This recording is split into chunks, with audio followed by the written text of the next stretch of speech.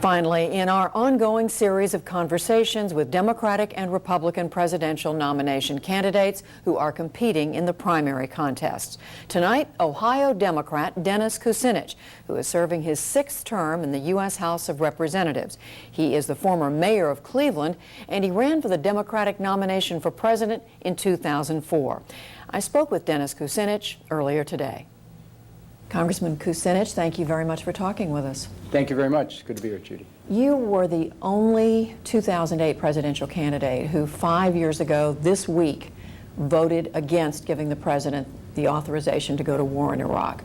Now, Barack Obama was also against the war at that time. Right now, it's also Bill Richardson and Mike Gravel who want to get U.S. troops out of there right away, just like you do. So how do you distinguish your position today from the other candidates? Well, it's very easy, Judy.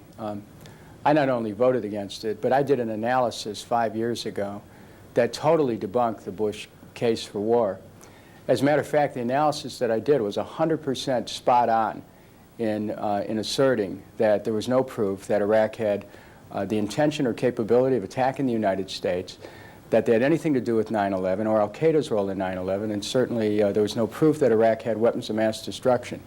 My analysis was chapter and verse, and furthermore, it isn't, to me it's not sufficient to say that you said something against the war, but when you get to the Senate, as Senator Obama did, and voted 100% of the time up until recently to fund the war, there's a contradiction there. But what about today? How is your position different? But today, what's different is this, that not only did I reflect the capacity for judgment and wisdom at the moment of crisis, when it really counts, but also today I have a plan that would bring our troops home and stabilize Iraq at the same time, and also leave Iraq in control of their oil. It's embodied in H.R. 1234. It's the plan to end the Iraq War.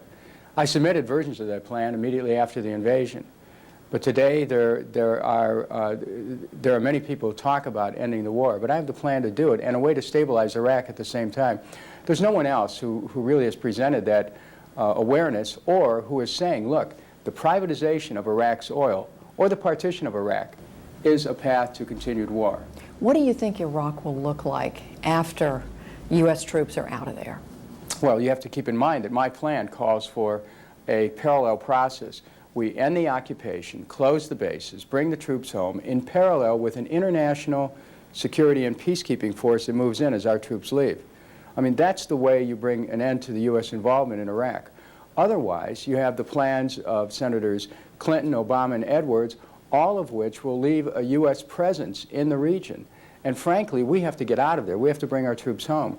So, I've been consistent on this, and I'm the only one running for president who's been right from the start on this issue and has demonstrated a quality of judgment that people have a right to expect in a president of the United States about matters of international security.